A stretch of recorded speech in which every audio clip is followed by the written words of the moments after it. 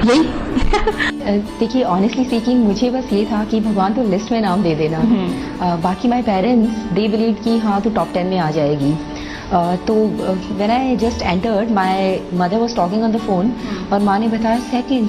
My माँ was like surprised, second कह रहे हैं तुझे। और मेरा भी मुंह थोड़ा सा खुल गया था। इनफैक्ट मुझे पापा ने बोला बेटा थोड़ा कंफर्म कर लो पहले, हम किसी को कॉल नहीं कर रहे हैं। बिल्कुल। आप कहीं कोई भी नई पार्टी, फंक्शन, शादी में जाते हैं ना, खासकर नॉर्थ साइड के लोग, okay, I don't want to generalize that, but yes I have notice that हम लोग कोशिश करते हैं हर एक उसमें नए से नए कपड़े हो, कोई वेयर रिपीट ना किया जाए, कोई भी कपड़े रिपीट ना हो, सबसे सुंदर हमको दिखना है।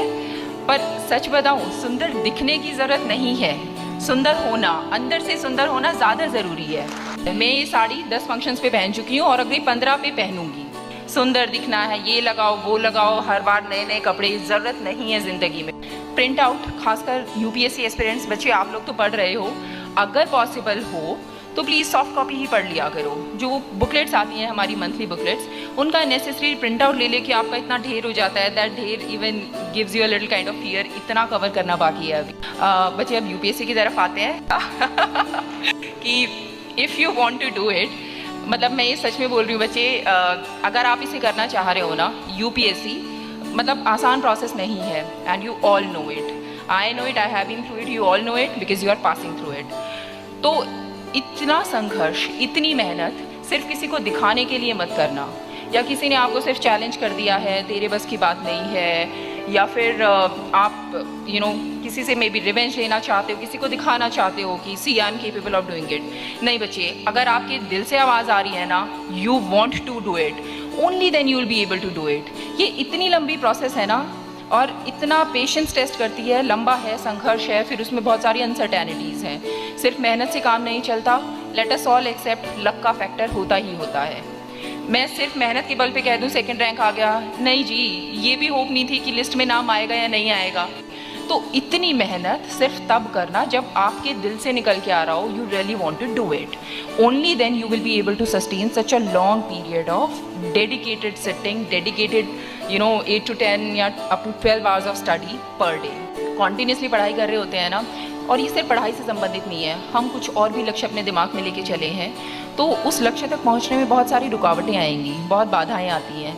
कॉन्टीन्यूसली पढ़ के हम इतने बोर भी हो जाते हैं, we do not feel like कि यार मतलब 10-10 घंटे में पिछले 1 साल से, 2 साल से, 3 साल से पढ़ रहा हूँ या पढ़ रही हूँ, और कितना मतलब भगवान कितनी पेशेंस का टेस्ट हो गया और कितना पढ़ूँ। तो एक थॉट है, दिस टू शैल पास, ये वक्त भी गुजर जाएगा, कि ये सच्चाई है। या तो मैं अभी स्ट्रगल कर लूँ, या तो मैं अभी अपना 100% दे लूँ, या फिर मैं बाकी ज़िंदगी में फिर ये सोचती रहूँ या सोचता रहूँ काश उस टाइम पे थोड़ी और मेहनत कर ली हो। हमने वो वीडियो देखी थी, वहाँ पे I was so surprise that lady did not have arms, और वो अपने टांगों का इस्तेमाल करके, वो she is even a pilot, वो फ्लाई कर रही है। जब ऐसे लोग, मतलब जिनके पास कमी है किसी ना किसी चीज़ की, फिजिकल या कुछ भी, ऐसे लोग इतने महान हो के इतनी आगे तक जा पा रहे हैं, तो भगवान ने तो हमको सब कुछ दे रखा है। The day of result comes, very good for those and very happy for those जिनका क्लियर हो जाता है, and who make it to the next level और who make it to the final list. पर चलो उनकी बात करते हैं जिनका सपोज नहीं हो पाता है। इतनी बड़ी चीज़ भी नहीं है यूपीएससी, तो बच्चे अगर नहीं होता है, ठीक है, तो अगेन मेरे पास उसके लिए भी एक थॉट था, मेहनत मेरी रहमत तेरी, अर्जी मेरी मर्जी तेरी। सिंपल सी चीज़ है, मेहनत करो और फिर ऊपर वाले पे छोड़ दो। अगर आपने अपनी तरफ से बेस्ट एफर्ट्स दिए हैं, उसके बाद भी सपोज आपका नहीं होता है, तो देन डोंट थिंक, मतलब don't feel guilty about anything. आपने अपना बेस्ट दिया, आप जो कर सकते थे वो किया, उसके बाद भी नहीं हुआ तो ऊपर वाला नहीं चाहता, ये भाग्य नहीं चाहता, किस्मत नहीं चाहती, विच मीन्स कि किस्मत ने आपके लिए कुछ और बेहतर सोच रखा होगा। कि मैं प्रिपेयर्ड थी, नहीं होगा तो ये नहीं है कि ज़िंदगी इसी पे रो धो के निकाल देनी है कि मेरा नहीं हुआ। मैंने वो एसएससी वाला पेपर भी दे रखा था, and I was also ready कि एसएससी भी क्लियर नहीं हुआ, तो I am good at teaching, तो मैं छोटे बच्चों को पढ़ाने लग जाऊँगी। अपनी तरफ से 100% दो, लेकिन मतलब ये नहीं कि नहीं हुआ तो मेरी ज़िंदगी ख़त्म है। नहीं, तुम्हारी ज़िंदगी तो you don't even realize. Such a powerful message, such a powerful message. आपको पता नहीं है कि मतलब आप अपनी ज़िंदगी के साथ एंड एवरीथिंग की आप क्या क्या कर सकते हो। पढ़ाई किसी को करना बहुत अच्छा नहीं लगता है, जब किताबें खोल के बैठते हैं तो we do not feel very enthusiastic, wow आज तो मैं पढ़ रहा हूँ, we don't feel very happy about it. जब तक कोई भी कॉन्सेप्ट आपके माइंड में मतलब पानी की तरह ना बैठ जाए ना, तब तक उसे छोड़ो मत। अच्छे वाली तैयारी शुरू कर देनी चाहिए।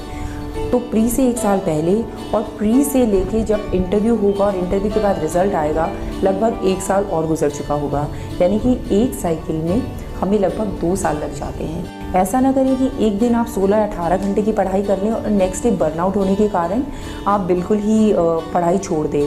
तो 10-12 घंटे की आप लगातार पढ़ाई रखेंगे, that will be more beneficial. और कोई भी आम बच्चा, मैं ये दिल से कह रही हूँ, बहुत ऑनेस्टली फील करके कह रही हूँ, कोई भी आम बच्चा इसे निकाल सकता है, प्रोवाइडेड आप लगन और मेहनत से इसके पीछे लगे रहें। देखिए एकाग्रता बहुत इंपॉर्टेंट है। देखिए मैंने ऐसे स्टूडेंट्स को देखा है जो किताब खोल के सारा दिन बैठे रहते हैं, बट परहैप्स वो सारा दिन पढ़ाई पे फोकस नहीं कर रहे होते हैं। कई बार ऐसे थॉट्स और ड्रीम्स मन में चल रहे होते हैं कि हाँ परीक्षा का रिज़ल्ट आ गया है, मीडिया सामने खड़ा है, मैंने टॉप किया है, अखबारों में नाम आ रहा है, और फॉर दैट मैटर वो विजुलाइज कर रहे होते हैं कि मैं क्लियर नहीं कर पाया, अगले साल फिल करना पड़ेगा, सो एंड सो फोर्थ। देखिए जब किताब आपके सामने खुली होती है ना, तो मेरी आपसे हम्बल रिक्वेस्ट है, please respect that moment, respect that book and that time of yours. जिस समय पढ़ाई करें तो पूरा डिलीजेंटली, कॉन्सेंट्रेशन से, एकाग्रता से पढ़ाई ही करें। वो एक छोटी सी कहावत है ना, work while you work and play while you play. Toppers की मैंने काफ़ी इंटरव्यूज़ पढ़ी कि उनकी क्या स्ट्रैटेजी रही, उन्होंने कैसे कैसे किया। इसमें मैं स्पेशली नेम लेना चाहूँगी, 2015 के बैच में एक टॉपर रही हैं 4th रैंकर अर्तिका शुक्ला। उनका मैंने कोई 10 मिनट्स का वीडियो देखा था। और चौथे नंबर पे हमारी एक टॉपर थी अर्तिका शुक्ला मैम, तो मैंने उनकी कुछ 5-10 मिनट की वीडियो देखी थी। And when I saw her speaking, somehow I found कि this girl is very genuine. तो उनकी स्ट्रैटेजी मुझे काफ़ी अच्छी लगी। My strategy are derived from that girl and I am really thankful to her. तो एक कुछ ये भी रहता है कि जो आप करना चाहते हैं ना, अगर वैसी चीज़ कोई और इंसान बोल रहा है तो you tend to associate yourself with that.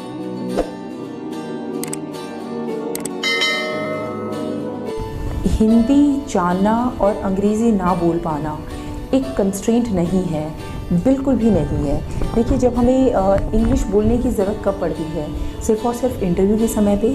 और हमारा इंटरव्यू का प्रोसेस, पर्सनालिटी टेस्ट का जो प्रोसेस है, वो इतना इंक्लूसिव है कि जो बोर्ड बैठा होता है वो बोर्ड आपको जाने की बात स्पेशली पूछते हैं। और इनफैक्ट फॉर्म भरते टाइम आपसे पूछा जाता है विकल्प कि आप इंटरव्यू हिंदी में देना चाहेंगे या इंग्लिश में देना चाहेंगे। सर मैं बता दूं, इवन वो स्टूडेंट्स जिन्होंने इंग्लिश में पेपर लिखा होता है, इवन उन स्टूडेंट्स को ये मौका दिया जाता है कि आप हिंदी में इंटरव्यू दे सकें। और तो और वो ये भी बोलते हैं कि अगर आप बायलिंगुअल देना चाहते हैं इंग्लिश में, मीन्स हिंदी प्लस इंग्लिश में, तो we are comfortable with that. डरिए मत, मतलब वो सीरियसली वहाँ पे ये नहीं बैठे होते हैं कि हम इसको ग्रिल करना है, ये बच्चा आएगा हम इसे काउंटर क्वेश्चन पूछेंगे, हम इसे ऐसे करके उलझाएंगे। वो बिल्कुल भी ऐसे माइंडसेट से नहीं बैठे होते हैं। IAS IPS कितनी इंपॉर्टेंट पोजीशंस होती हैं, तो वो ये तो देखना चाहेंगे ना कि एक वेल बैलेंस्ड, एक अच्छी पर्सनैलिटी बैठी हो उस पोजीशन पे जाने के लिए। That is all they want. ठीक है, दे वॉन्ट अ पर्सन, मतलब जो आराम से बात कर सके, जिसे चीज़ों के बारे में पता हो, बैलेंस्ड एक ओपिनियन दे सके चीज़ों पे, बहुत एक्सट्रीम ओपिनियनेटेड ना हो। That is all they want. Counter questions भी होते हैं ना, वो बहुत पोलाइटली होते हैं। इंश्योरेंस सेक्टर में काफ़ी करप्शन होता है, डू यू अग्री और नॉट? देन शी आस्क्ड कि is the IRDA sleeping? IRDA is the name of regulator for insurance sector. और कुछ बड़े इंटरेस्टिंग क्वेश्चंस भी आए थे मैम। एक सर थे और उन ऑनरेबल सर ने क्वेश्चन पूछा था कि today pink pajamas are flying over Red Fort. अच्छा, what do you mean by it? मेरा Facebook profile Anu Bhokar surname से है, इट इज़ BHOKAR। और यहाँ पे आप परहैप्स मेरे पोस्ट वगैरह देख सकते हैं। ऑल्दो मैं फेसबुक पे बहुत कम एक्टिव रहती हूँ।